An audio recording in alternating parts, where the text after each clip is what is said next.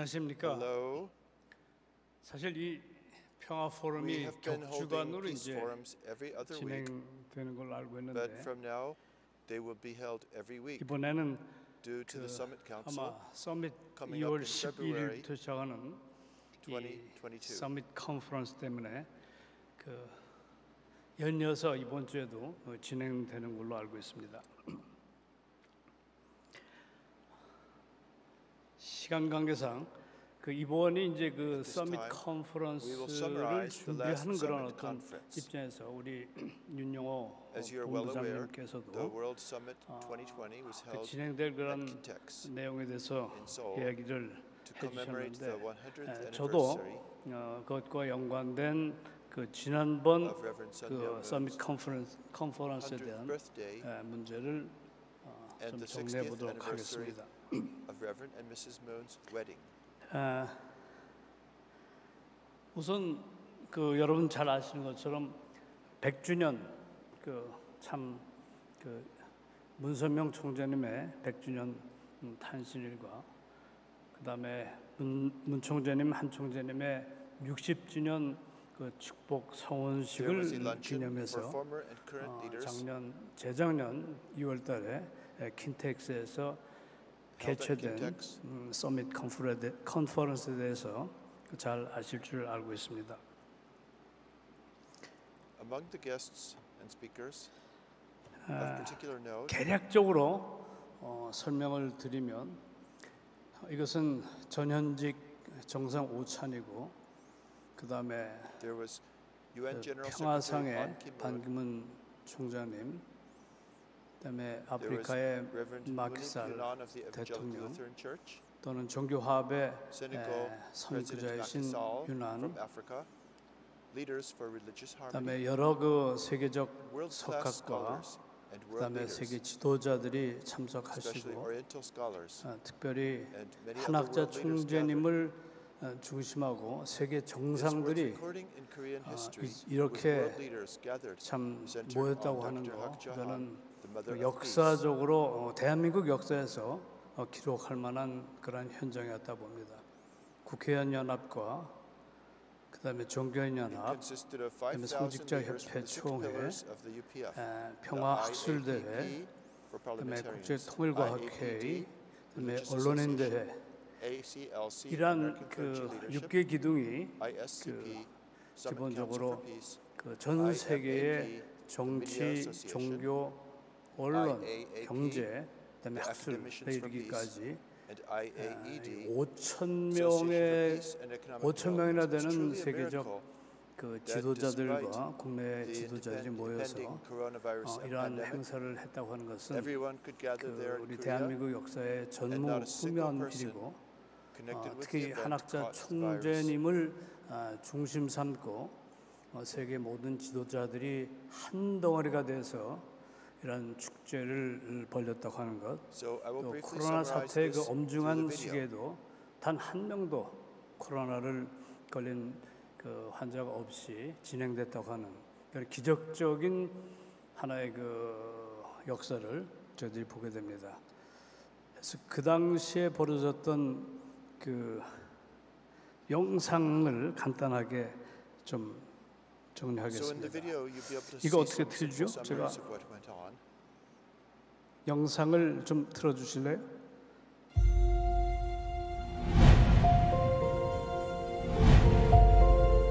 헤아릴 수 없는 시간 속 우리의 삶의 터전이 되어온 지구. 인류는 그 안에서 수많은 역사를 만들어내고 파괴와 발전을 거듭해 나왔습니다.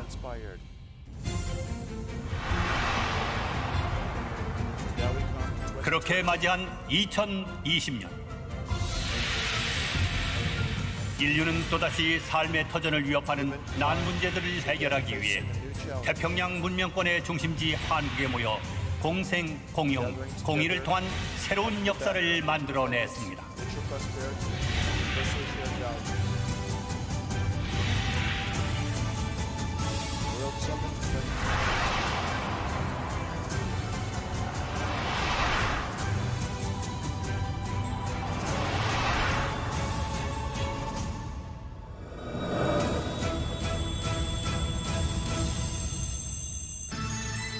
또한 전 세계의 각계각층의 지도자들이 종교와 인종, 문화와 국경의 벽을 넘어 한자리에 모여 인류의 미래를 위한 지혜를 모으고자 월드 서밋을 주관하고 있습니다.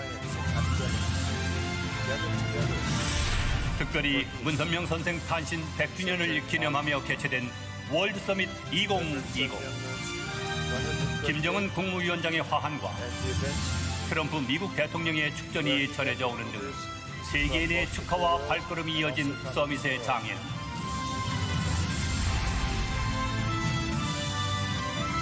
120여 명의 전현직 대통령과 수상을 비롯해 50여 명의 국회의장, 120여 명의 장관과 500여 명의 국회의원들이 정치계를 대표해 참석하고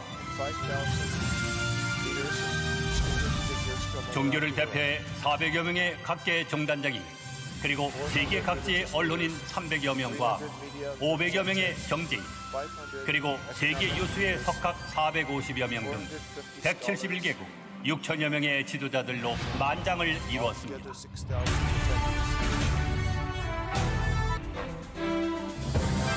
창설자의 기조연설이 이루어진 월드 서밋 2020 총회. 평화 세계의 도모를 위해서는 창조주 하나님의 본질을 알아야 함을 역설한 한학자 총재는 하나님 아래 한 가족이 되는 평화 세계의 비전을 제시했습니다. 인간 중심한 욕심 가지고는 하늘이 축복하지 않습니다. 모든 나라들이 하늘 부모님의 자녀가 된다면 더 이상의 전쟁과 갈등은 있을 수 없습니다. 하늘 부모님의 꿈, 인류의 소원, 지상 천국을 이루는데 주역이 되는 여러분 모두가 되기를 축원합니다. 지난 2019년 한국의 서울에서 창설되어 전 세계의 전현직 국가 정상들이 모여 글로벌 아젠다를 넣은 뜻을 모으고 있는 세계평화 정상연합. 캄보디아 훈센 총리를 비롯한 근본 2020 세계평화 정상연합대회에 참석한 전 세계 120여 명의 전현직 국가 수반들은 근본 서밋의 의미를 이해하고 모두의 공감을 이끌어냈습니다.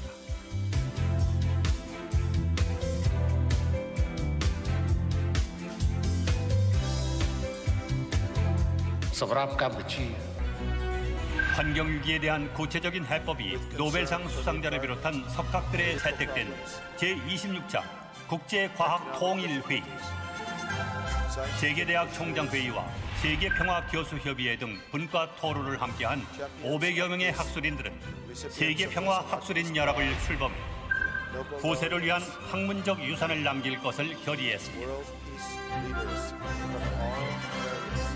국회의원연합과 종교인연합, 기독교 성직자협의, 그리고 세계평화연구인연합의 총회까지 각 분야의 실천적 지혜와 결의가 모아지므로 그야말로 종교와 인종, 국경을 초월한 화합과 통일의 장이 됐습니다.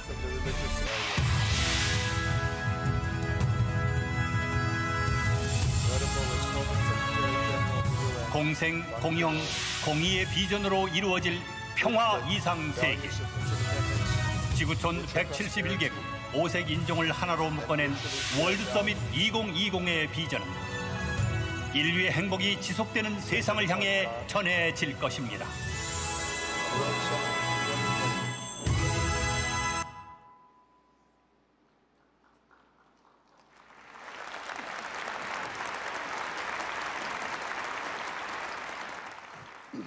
예, 감사합니다. Thank you.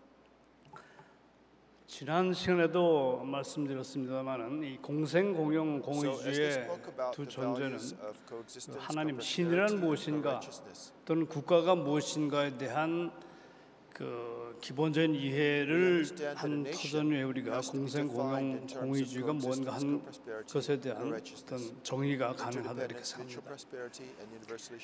그 한반도의 그 남과 북 자유민주주의와 주체 사회주의, 철학적으로 보게 되면 관념론과 이제 유물론의 어떤 대립이죠. 남은 자유민주주의도 자본주의적인 그 개인이 그 기초가 된 사회고, 북은 소위 계급을 기초로 한 그런 사회주의의 체계가 되어 있습니다. 이것은 근본적으로 우리 성상과 심정을 주장하고 성상과 형상이 이성성상이 그 소위 주체 수차경을 통해서 통일된 그러한 기본적인 모델과 모형에 의해서 남북의 통일이 가능하다. 이것이 이제 신통일학 운동입니다. 그 신통일학 운동은 바로 우리가 원리에서 얘기하는 성상 형상의 중화적 주체가 심정을 준삼은 이러한 어떤 통일운동이 바로 신통일한국의 통일운동이라는 것입니다. 따라서 소위 대한민국의 하나의 건국 이념이 단군으로 올라가서 경천, 홍익, 광명사상이 있다면 신통일한국의 하나의 그 건국 이념은 애천, 애인, 애국, 하늘과 인간과 소위 국가를 사랑한다고 하는 이것이 이제 하나님주의 이념이고, 이러한 건국 이념을 구현하기 위한 그 구체적인 하나의 이념이 공생, 공용, 공의주의입니다. 그런 문제를 이제 규정하는 데서 제일 중요한 것이 하나님이 어떤 신이 어떤 존재냐 하는 그런 문제인데, 신에 대한 문제, 이건 이 전통적인 기독교 역사에서 하나님을 초월자 정신적인 어떤 그 절대자로 규정했던 이러한 기독교 정통주의와 그다음에 그것을 이제 그 비판하는 여러 유물론적인 비판적인 철학에 의해서 이런 초월적인 신의 죽음을 선포했던 그 니체의 어떤 명제에 따라서 오늘날은 예수님 자신을 신으로 섬기는 이런 신정통주의, 정신적인 하나님이 어떻게 이 지상 세계와 물질 세계를 창조했느냐는 어떤 논리적으로 이해할 수 없는 이런 하나의 철학에서 신은 전지전능하기 때문에 정신에서 물질을 창조한다고 하는 도저히 우리가 논리적으로 이해할 수 없는 이러한 논리를 가지고 유에서의 창조론, 무에서의 창조론을 이제 주장한 것이 바로 기독교의 사상이고 철학입니다. 또 그런 것을 이제 합리화하려고 하는 것이 해결의 변증법이죠. 정이라는 정신에서 반정립인 물질이 나왔다. 이거 사실 궤변 아닙니까?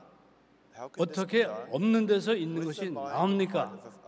이런 것들이 이제 기독교 철학과 사상을 통해서 4,000년 동안 하나의 기독교 철학의 어떤 원천으로 삼았다고 하는 것을 보게 될 때 참으로 의아하지 않을 수 없습니다.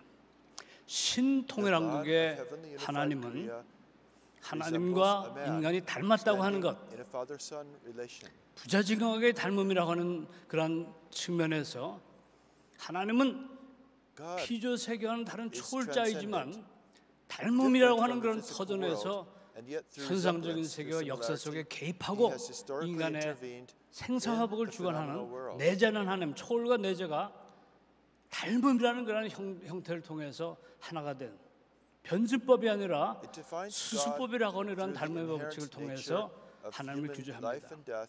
그러니까 기독교 신학의 잘못된 신의 이해를 근본적으로 해결하는 것이 바로 하나님께서 얘기하는 하나님에 대한 규정이고, 따라서 창세기 1장 26절에 있는 것처럼 하나님이 우리의 모양대로 우리의 형상을 따라 우리의 모양대로 사람을 만들고 남자와 여자를 창조했다고 하는 이런 창세기 1장 26절에 하나의 성서의 기초적인 이념을 중심 삼고 아담과 회와는 바로 하나님을 닮은 참 부모, 인류의 참 부모로서 창조됐다. 하나님은 보이지 않는 무형의 참 부모이시고 아담 헤아는 보이는 하나님의 실체의 대상으로서의 인류의 조상 참 부모였다. 이것이 바로 이제 저희 신통일한국에서 규정하는 하나님에 대한 규제입니다. 하늘 부모님, 참 부모 하나님이라고 하는 이 규정을 통해서만이 이때까지 모든 신학적인 잘못된 하나의 논쟁을 해결할 수 있는 유일한 신관이다. 이렇게 볼 수가 있습니다.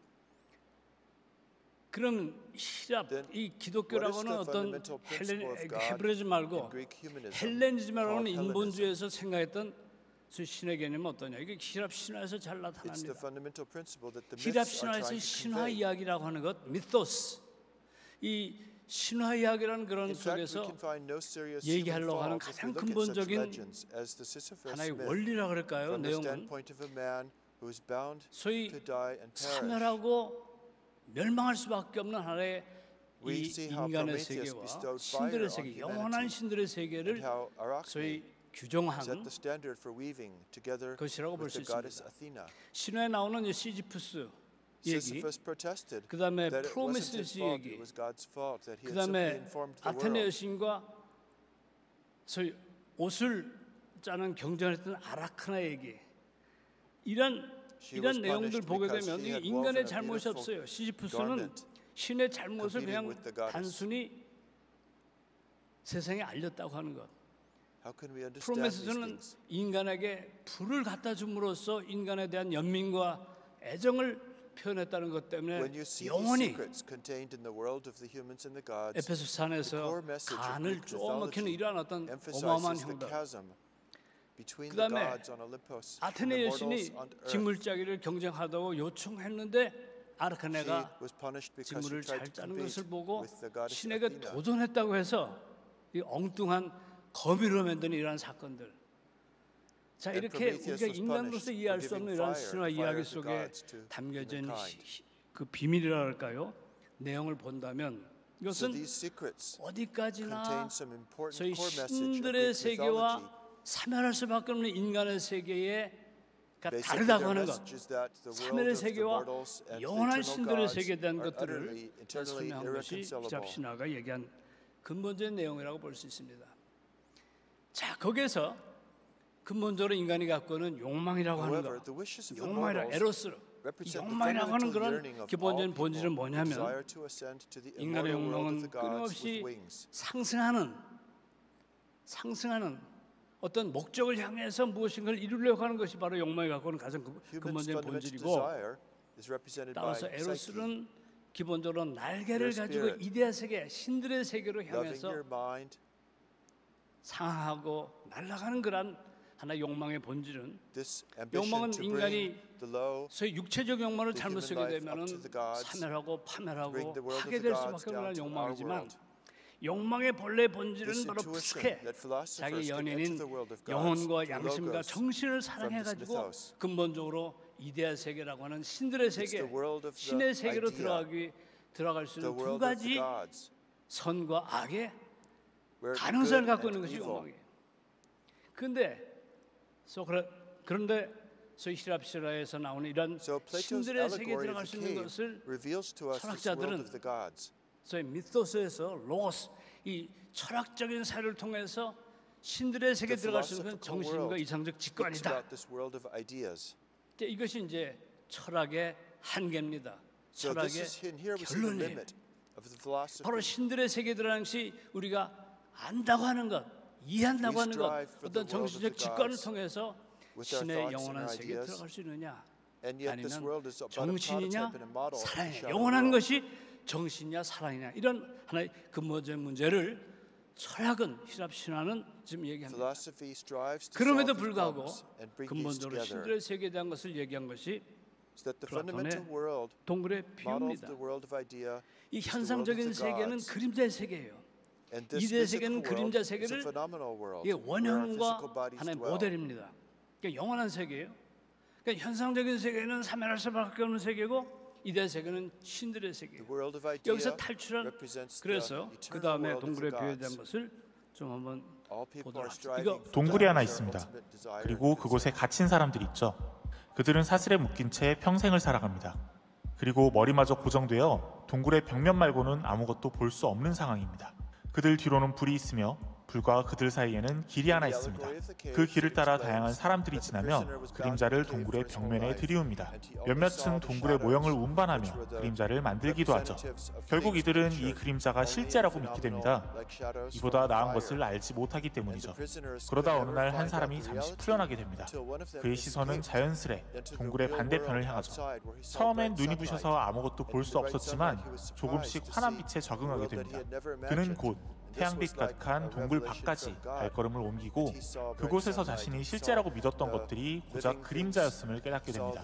그는 다시 동굴로 돌아와 자리에 앉았지만 더 이상 어둠에 익숙하지 않습니다.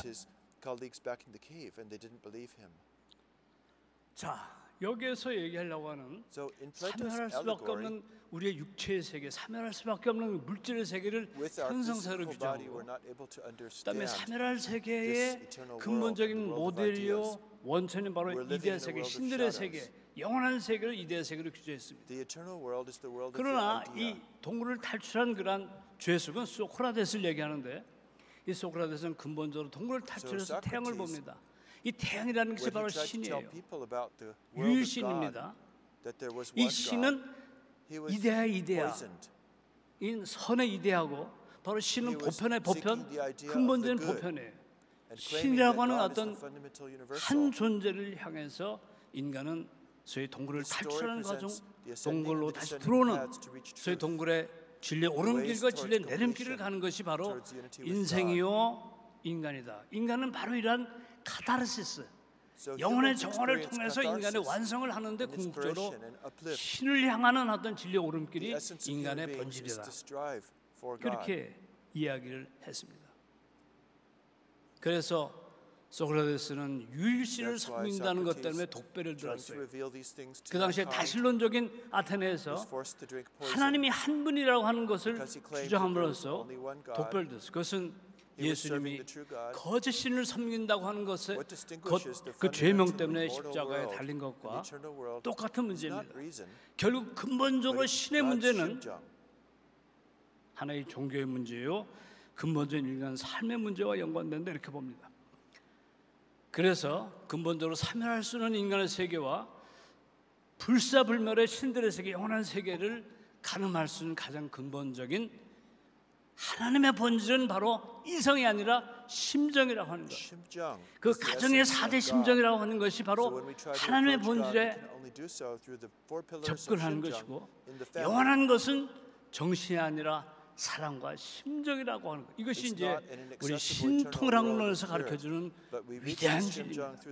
이 가정이라고 하는 것이 바로 이루어지게 될 때에 영원한 하나님의 심정을 상속하게 되고, 그것을 유형적으로 계대 번식을 통해서 DNA를 통해서 자녀를 통해서 영혼의 DNA를 남기는 것이라 인간이 결혼을 통하지 않고서는 DNA에 자기의 영원한 본질을 남길 수가 없어요. 인간의 육체는 DNA를 남기는 어떤 기계에 불과하다고 하는 이런 것을 주장하는 생물학자도 있습니다. 근본적으로 영원한 것은 바로 심정과 가정과 4대 심정권을 통해서 영원히 완성되는 것이고, 바로 그것이 하나님의 본질이라고 주장하는 것이 소위 신통이라는 기본적이죠. 종교의 목적은 뭡니까? 종교라고 하는 것은 바로 양심과 황금률을 통해서 개인 권한을, 모든 종교, 그것이 불교건 유교건 기독교건 천주교도 보십시오. 신부와 수녀 결혼하지 않습니다. 결국 모든 종교라고 하는 것은 인간의 구원을 향해서 인간의 영원한 삶을 위해서 추구하는 어떤 구대의 삶이지만 근본적으로 개인 구원의 제약을 받아요. 개인군의 한계에 몸을 쓰러졌습니다. 바로 종교의 본질은 바로 가정을 이루는 것이고, 종교의 완성은 가정 4대 심정권을 완성하는 것이고, 여기서 근본적인 인간의 욕망의 완성, 가정의 완성이 바로 거기가 바로 하나님을 발견할 수 있는 것이고, 하나님의 본질이 구현되는 것이고, 바로 가정이야말로 개인 구원의 종교에서 종교의 완성을 향하는 그러한 길이라고 하는 것을 알 수가 있습니다. 자, 두 번째로 제가 조금 소재를 바꿔서 인간은 지정의의 기능을 갖고 있죠. 이것은 이제 조금 여러분 통일 사상에서 나오는 아주 기본적인 개념인데 여러분들이 통일 사상에 대한 학습을 공부를 얼마나 했는지 모르겠습니다. 조금 성상이라고 하는 것은 두 가지 측면이 있습니다. 생각하는 기능, 지정의 기능이 있어요. 어떤 흐름이죠. 여러분들의 밤에도 꿈을 꾸죠, 여러분. 밤에도 지정의 기능은 계속적으로 낮밤을 가리지 않고 의식의 흐름이 있습니다. 이것을 내적 성상이라고 기능적인 부분을 거기에 대해서 드러나는 부분은 내적 형상이에요.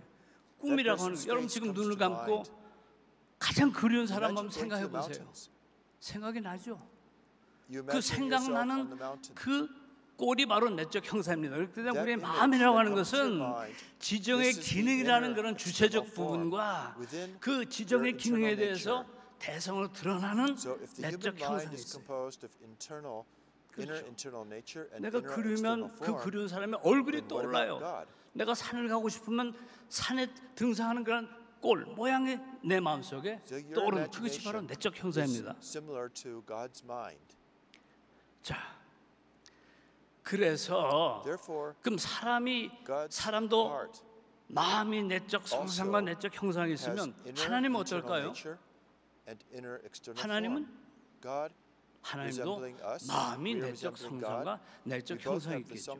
그러니까 하나님 구체적으로 하나님의 마음은 하나님의 내적 성상과 내적 형상이 있고 현상 세계가 있어요. 현상 세계는 참여라는 세계고 영원한 세계는 바로 이데아 세계예요. 이 내적 형상이라는 세계가 하나님의 내적 형상이 바로 이데아계입니다. 그것이 바로 영계예요. 영계라고 하는 것, 이상 원장님께서 통일 사상의 마지막 영계편을 쓰시고 싶어가지고 노력했는데 그것을 쓰지 못하고 성화하셨어요. 영계라는 게 뭐냐? 벌써 이상 원장님이 통일 사상을 정립할 때 영계된 내용을 이미 내적 성상을 규정했습니다. 자, 제가 한번 실험을 한번 해볼게요. 이게 몇 개입니까? 이게 하나죠. 그러면 그 반을 이거 몇 개입니까? 이것도 하나잖아요. 그럼 이거 반 쪽에 이거 몇 개예요? 하나죠. 하나라는 게 뭐예요? 하나라는 게 여러분들 전부 사람인데 사람을 사람이라고 하는 게 뭐예요? 사람의 본질은 바뀔 수 없잖아요. 과거나 현재나 아프리카 사람이나 사람이라는 것은 하나의 사람, 하나의 나무. 보이는 나무는 수많은 나무지만은 하나의 나무가 있기 때문에 나무들이라고 얘기하고 사람들이라고 얘기하고 하나라고 얘기해요. 하나라고 하는 것은 지상세계 있습니까? 현상세계 있어요? 없어요. 떨어지는 사과, 뉴턴이 떨어지는 사과를 보고 만유인력 법칙을 발견했어요. 만유인력 법칙이라고 하는 것은 불변의 법칙이에요. 그것은 떨어지는 모든 사과를 다 설명해요. 조수간만 1월 일식 현상, 월식 현상을 전부 만유인력 법칙 하나 가지고 다 설명해요. 현상적인 세계는 떨어지는 사과만 있어요. 조수간만의 차만 있어요. 이 모든 것을 그것이게끔 하는 것은 뭐예요? 만유인력의 법칙입니다. 만유인력 법칙이 어디 있어요? 현상적인 세계는 떨어지는 사과만 있지만 만유인력 법칙은 하나님의 내적 형상, 영계의 능력입니다. 그것이 이데아 세계예요. 자, 이 위대한 원리에서 조금 더 들어간 겁니다. 원리는 성상과 형상만 얘기하지만 통일 사상은 성상에서 내적 성상과 내적 형상을 얘기해요. 여기에서 모든 학문을 통일할 수 있는 논리적 기초가 성립하는 겁니다. 부모님의 사상은 이렇게 위대해요. 모든 과학과 학문을 완성할 수 있는 그 기대와 틀이 하나님의 사상에서 신통하게 이론적 기초에서 정립한다는 겁니다. 지난번 2년 전에 킨테스 월드 서밋에서 저희 교정 학술재단은 이러한 활동을 했어요. 한 530명이 참석했습니다. 학자, 노벨상을 포함한 학자들이 참석했어요. 첫 번째 세션은 부모님의 생애 업적 중에서 통일과학운동, 통일과학회의에 대해서 세션을 했고, 두 번째는 카오스 운동, 이 소위 순공사선운동 카오스 운동에 대한 문제를 설정했고, 세 번째는 이 문 총재님, 한 총재님이 구현했던 God Conference, 이 신에 대한 문제를 했고, 그 다음에는 세계 대학 연맹을 중 삼아서 활동했던 것을 이 네 가지 세션을 중요한 저희들이 토론하고 학문했어요. 거기에 제일 중요한 것은 바로 학문의 통일입니다. 통일과학이라고 하는 것은 모든 학문, 물리학, 생물학, 지질학, 모든 철학 관계없이 모든 학문은 근본적으로 하나로 통일한다는 하나님의 학문이에요. 바로 이런 발견 때문에 근본적으로 통일 사상이 규정했던 하나님의 마음이 내적 성상과 내적 형상이고, 인간의 마음도 지정의 기능과 그 마음의 꼴이 드러난 이 하나님과 인간이 닮았다고 하는 간단한 논리 속에서 모든 학문이 통일될 수 있는 어떤 논리적 기초가 성립된다. 우리 한학 총재님은 17년 9월 9일 날 효종 학술동산을 봉헌하셨어요. 여기에 간판이 효종 학술동산이라는 그런 간판이 있습니다. 거기 와보세요. 여기서 하나님의 학문의 통일 운동을 지금 하고 있습니다.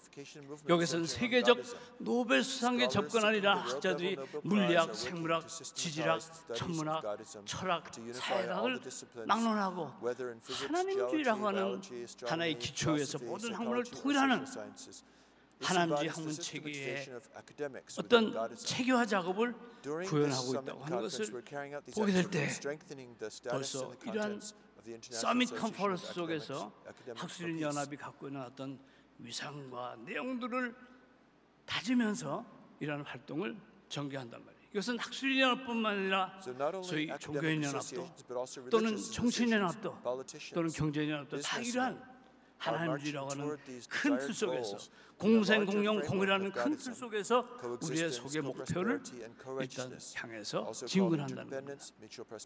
따라서 인간은 이성적 존재가 아니고 궁극적 존재, 지정이라고 하는 것의 원천은 심정입니다. 심정의 본질을 통해서 나는 생각하기 때문에 존재하는 것이 아니고 나는 의욕하기 때문에 할 수 있고 나는 느끼기 때문에 존재할 수 있어요. 지정이라고 하는 어떤 기능은 심정을 근본으로 해서 궁극적 관심을 가지는 것이고, 이 궁극적 관심의 대상이 바로 신입니다. 그것이 궁극적 존재예요. 그것이 제1원자입니다. 인간의 심정의 본질은 하나님을 향해서 지정이라고 하는 궁극적 관심을 통해서 들어가게 될 때 근본적으로 이 기쁨과 행복이 구현될 수 있는 것 때문에 인간은 철학적 존재가 아니고 인간은 근본적으로 소위 종교적 존재라는 것이죠. 자, 이거 한번 보시죠.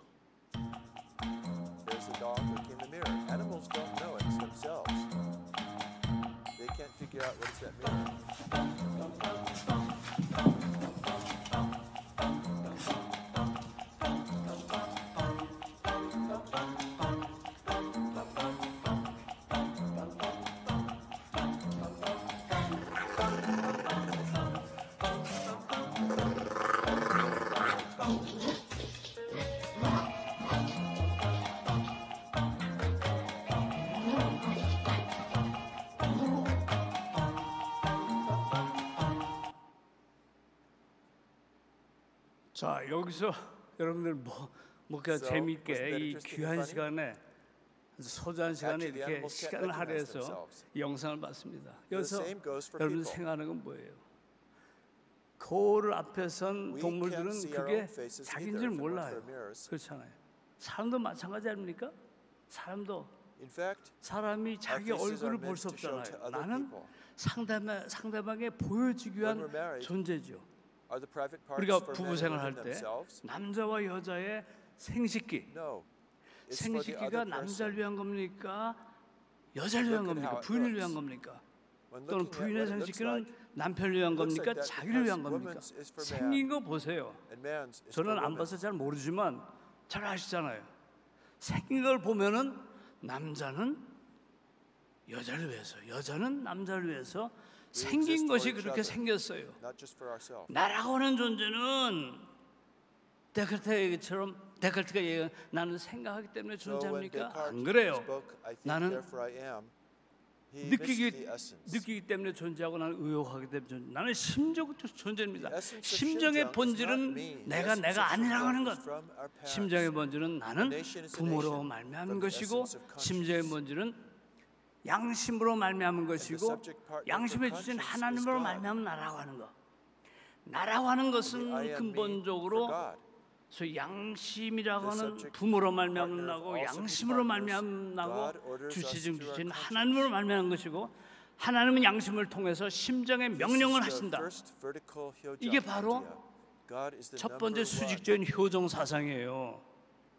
하나님은 제일 타합니다. 제일 타해요. 하나님은 나보다 더 큰 나예요. 인간은 자아적 존재가 아니고, 자기를 중심하는 이기적 개인주의가 아니고, 나라고 하는 존재는 내가 나로 말미암아서 존재하는 것이 아니라고, 내가 나의 존재의 근거가 아니라고 하는 것. 나는 태어나기 전부터 양심과 주체인 양심과 주체인 하나님으로 말미암은, 또는 육신의 부모로 말미암은 나라고 하는 관계적 존재입니다. 심정적 존재, 이성적 개인이 아니라 심정적 관계적 존재가 바로 나예요. 나는 제일 타인 하나님으로 말미암은 나예요. 두 번째는 양심의 보편적인 원리를 통해서 이웃이 있습니다. 이웃. 그러니까 나는 이웃에게 보여주기 위한 거예요. 나는 남편에게, 아내에게 보여주기 위해서 내가 이런 모습을 갖고 있고, 내가 이런 생식기를 갖고 있어요. 나의 근본적인 모든 기관과 모든 존재의 근거는 이웃을 위해서, 너를 위해서, 이웃과의 관계 속에서 내가 존재하는 겁니다. 그러니까 두 가지입니다. 수직적으로 하나님과 관계를 통한 수직 효종 사상과, 제일 타된 하나님과의 관계를 하는 효종 사상과, 두 번째는 행적으로 이웃 앞에서 나라고 하는 것. 제2 타로서 이웃 앞에서 나라고 하는 것. 이거 여기서 인간이 규정되는 심정적 존재고 관계적 존재라고 하는 것이 인간의 본질이에요. 이것을 아주 잘 설명한 것이 저희 우리의 한국의 전통 사상이에요. 환인, 환웅, 환금. 이 환웅은 자기 아버지인 환인, 근본 원인자에게, 여호와 하나님이죠. 여호와 하나님에 해당하는 환인에게 인간이 되고 싶어서 이 지상에 내려가겠다고요. 그래서 곰이 여인으로 바뀌게 되고, 여기서 하나님은 검을 낳게 됩니다. 환인은 창조의 신인 부모의 상징이고, 환웅은 교화의 신인 스승 상징이고, 환검, 단군환검은 지화의 신인 주인 상징입니다. 이 부모와 스승과 주인이라고 하는 것은 우리 신통한국의 3대 주체 사상과 거의 같아요. 양심이라고 하는 것은 나의 주체입니다. 양심은 부모요, 스승이요, 주인이에요. 이 양심을 부모, 스승, 주인으로 삼는 것이 공의주의입니다. 공의주의 딴 거 아니에요. 공의주의라고 하는 것은 바로 양심을 3대 주체로 삼고, 주체적 주체는 하나님을 부모 중 부모, 스승 중 스승, 주인 중 주인으로 삼는 것이 바로 공의주의예요.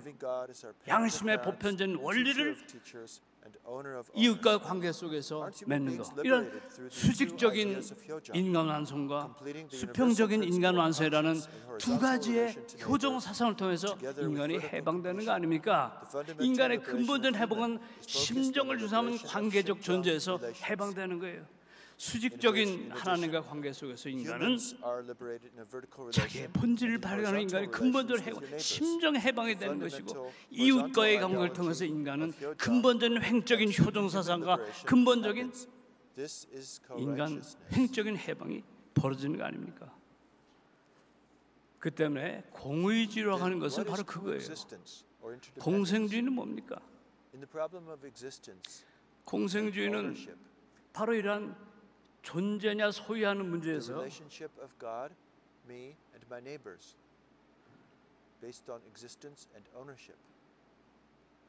시간이 없기 때문에 자, 바로 이제 이 존재의 기본적으로 하나님과 나와 이웃과의 관계를 소위 소유의 관계에서 하나님과 나와 이웃, 개체 목적과 전체주의, 전체 목적, 사회주의, 자본주의와 사회주의라고 하는 이러한 소유의 주체 개념에서 이 효종 사상을 중심으로 하면 하나의 소위 효과 가치설에서 공생주의가 성립하는 겁니다. 자, 지금 이 도표를 보세요. 북의 사회주의는 전체 국가와 계급의 욕망을 주체합니다. 남의 자본주의는 시장 경제와 개체적 욕망이에요. 자본주의라고 하는 것은 만인의 만인 투쟁이고 자기 이해관계를 통해서, 여러분 오징어 게임 보셨죠? 오징어 게임에 소위 배팅하는 주체가 바로 자본주의 욕망을 갖고 있는 개체예요. 부동산, 화폐, 그다음에 주식 이렇게 투자해가지고 배팅해가지고 돈을 이 모든 것들은 바로 개체의 욕망인데, 자본주의 모습은 바로 개체적 욕망이 무한대로 전개됨으로써 방종 상태에서 기본적으로 자유를 잃는다는 것이 자본주의의 맹점이죠.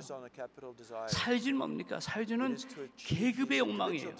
계급 독재입니다. 그러니까 욕망의 단위가 달라요. 개인의 욕망과 계급의 욕망이라고 하는 그 기초에 의해서 성립된 사회주의, 이것은 근본적으로 멸망, 이 모든 것을 물질화시키는 겁니다. 자본주의도 기본적으로 인간을 물질화시키는 것이고 사회주의도 인간을 물질화시키는 거예요. 기본적으로 현상세계 사멸할 수밖에 없는 그러한 과정이 바로 사회주의와 자본주의의 경제 이름입니다. 이러한 잘못된 경제에서 인간의 자유를 뺏기는 것이 바로 정치적 소위 그 이념입니다. 여기서 우리들은 공생주의, 소위 가정을 그러니까 국가도 아니고 개인도 아니에요. 소위 소유 주체는 바로 가정입니다. 가정 단위에 의해서 근본적으로 나라고는 개체 목적과 자본주의 개체 목적과 이웃 타자라는 사회적 전체 목적이 규정되는 게, 소유의 주체는 국가도 아니고 나라고는 개인의 욕망적 구치도 아니고 가정이에요. 이 가정의 소유 개념을 통해서 기본적으로 모든 소유의 자유가 평등이 구현된다고 보는 것이 공생주의입니다. 공영주의는 뭐예요? 공유주의는 마찬가지예요. 공의주의가 갖고는 존재의 효종 사상의 가장 기본적인 것을 정치 형태로 규정한 겁니다. 자, 이것이 개체 목적과 전체 목적을 지향하는 보편적 양심에 의해서 형제 정당과 보수 정당과 진보 정당이 개인과 전체가 하나가 어우러진 정치 형태가 바로 공영주의거든요. 사회주의는 자본의 이기적 당파성에 의해서 형성되는 남의 민주주의와 그다음 북의 사회주의는 물질과 권력과 계급적 당파성에 의해서 구현된 사회주의, 이것은 사멸할 수밖에 없는, 한계로 도달할 수밖에 없는 그런 정치예요. 그래서 근본적으로 공용주의만이 근본적으로 이 남의 민주주의와 북의 사회주의를 근본적으로 해결할 수 있는 그런 개념이라고 봐서, 자, 공생주의의 윤리와 공용주의의 정치와 공생주의의 소유 개념, 이것은 근본적으로 소위 공생, 공영, 공의제라고 하는 이러한 건국 이념을 구현하는 이념을 통해서만 근본적으로 대한민국의 현실, 정치, 경제, 문화의 현실을 해결할 수 있다는 것을 마지막으로 말씀드리면서 시간 관계상 이걸로 끝내겠습니다. 감사합니다.